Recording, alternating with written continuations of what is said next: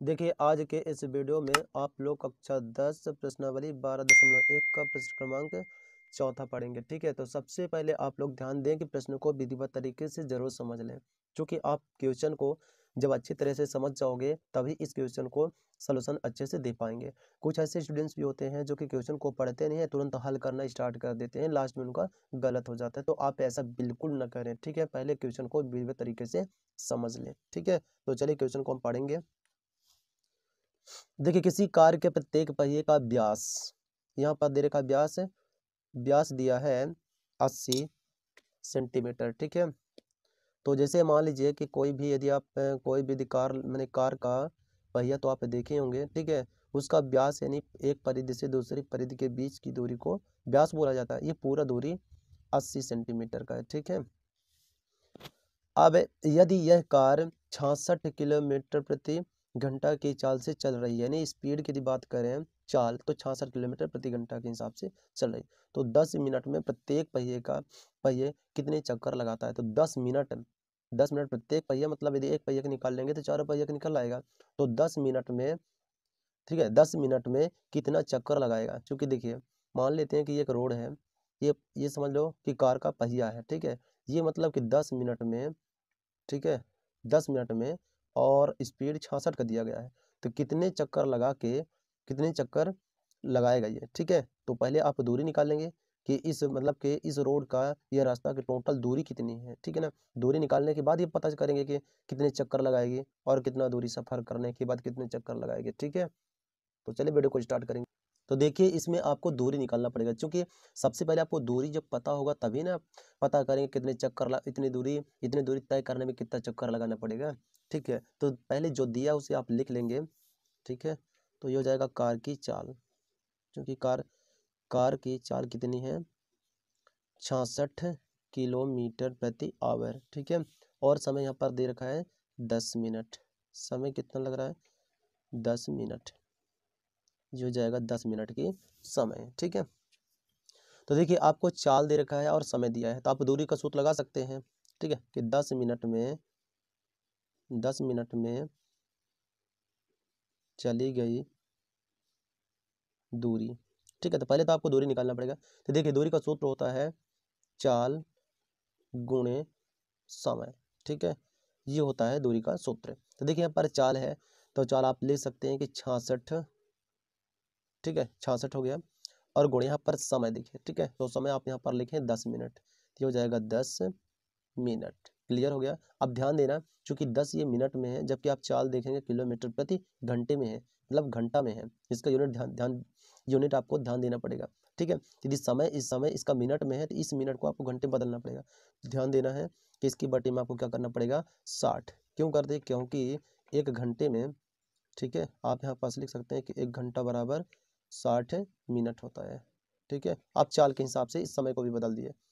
इतना तो लगभग आप समझ गए होंगे।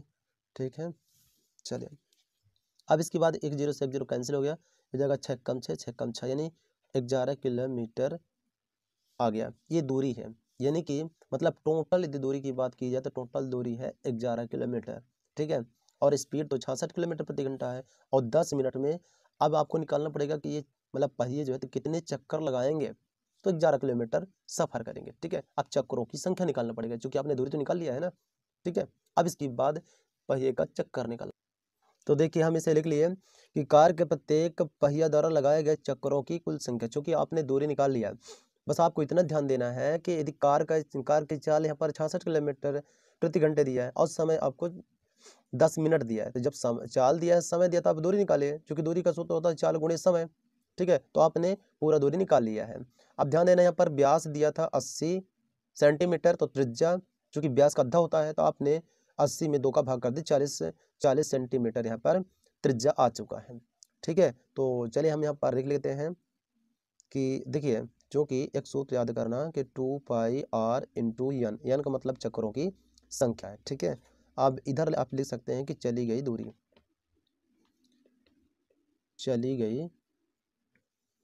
ठीक है, तो कितना चली गई दूरी है, यहाँ पर देखिए 11 है। ठीक है, ये हो जाएगा 11। ठीक है, 11 लिख लिए। अब इसके बाद यहाँ पर थोड़ा सा आपके मन में डाउट होगा, सर चली गई दूरी बराबर 2 मतलब परिधि के बराबर में दूरी को क्यों रखा गया है, ठीक है ना। तो इससे आप अच्छे से विधिवत से समझेंगे, ठीक है। देखो यहाँ पर लिखा गया कि चली गई दूरी बराबर परिधि के बराबर में क्यों रखा गया है। देखो तो चली गई दूरी मतलब कि ये पूरा दूरी है, ठीक है। तो और इसके बाद परिधि के बराबर क्यों किया गया, क्योंकि देखिए जैसे मान लीजिए कि ये पूरा मतलब इस पहिए का परिधि है, ये पहिए के पूरा परिधि, हम कहते हैं कि ये मतलब पहिया जो है तो घूम के पहले तो यहाँ पे टच कर रहा है इसका सतह है, फिर ऐसे एक चक्कर लगाएगा तो लगभग यहाँ पे टच करेगा उसकी सतह, फिर ऐसे करके फिर से करेगा, मतलब इसकी जो पहिए की जो परिधि है इस रोड पर, इस सड़क पर मतलब स्पर्श करते हुए धीरे धीरे उस 1100 किलोमीटर को सफर करेगा। तो इस तरह कितना चक्कर लगाएगा उस चक्करों की संख्या में निकालना पड़ेगा, इसीलिए परिधि को दूरी के बराबर किया गया है, ठीक है। चूंकि पहिए का परिधि है दूरी के बराबर हो जाएगा, ठीक है, क्योंकि दूरी को ही सफर कर रहा है, ठीक है।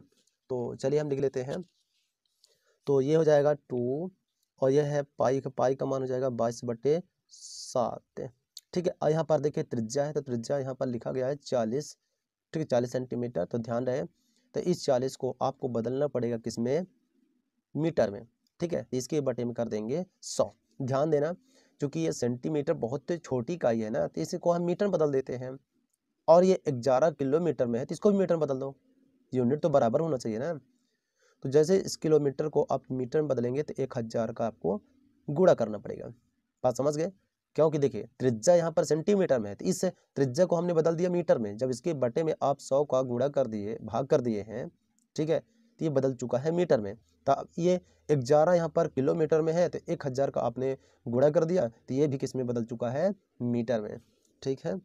चलिए अब इसके बाद गुणा कर लें आपस में, या तो जो काटे तो काट सकते हैं, ठीक है। 1 0 से 0 कैंसिल हो गया, 11 चलो गुणा कर लो, 22 दूनी हो जाएगा 44/7 गुणे 4/10, ये हो जाएगा यन बराबर हो जाएगा 11,000, ठीक है। अब चलिए सबको पक्षांतरण कर लेते हैं, ये हो जाएगा यन बराबर 11,000 गुणे, देखिए ये 44/7 है, पक्षांतरण करेंगे तो संख्या पलट जाती है, इस बात को याद रखना, ठीक है। अब ये 4/10 है, ये हो जाएगा 10/4, क्लियर है। चलिए अब इसे आप काट सकते हैं, देखिए यहाँ पर समझ सकते हैं कि 11 से कटे गए, 11 1 कम 11, 3 0 3 0 बढ़ा दिए, और ये हो जाएगा 11 4 44, ठीक है। अब इसको भी काट सकते हैं, 2 से 2 दूनी 4, ये हो जाएगा 2 पंचा 10। अब एक बार साफ साफ लिख लें, बचा यहाँ पर 1000 गुणे 7/2 और गुणे हो जाएगा 5/4, ठीक है। अब इन दोनों को इसको भी काट सकते हैं, तो चलिए हम काट लेते हैं। देखिए ये हो जाएगा 2 1 कम 2, और ये हो जाएगा 2 पंचा 10 और 2 0 बचा, ठीक है। इसको भी काट लें, ये हो जाएगा 4 1 कम 4, ठीक है। देखिए 4 1 कम 4 जबकि 5 है, शेष फल 1 बच रहा है, तो हो जाएगा 4 दूनी 8, 4 दूनी 8 है जबकि बचा 2, तो हो जाएगा 4 पंचे 20, ठीक है। अब ये हो जाएगा 125 और गुणे 7 5 35, ठीक है। अब इसको आपस में गुणा कर लेंगे, तो देखिए से हमें गुणा करके लिख लिया, कार के पहिए के चक्करों की संख्या बराबर 4375 चक्कर यदि लगाएगा तो 11 किलोमीटर की दूरी सफर कर लेगा, ठीक है।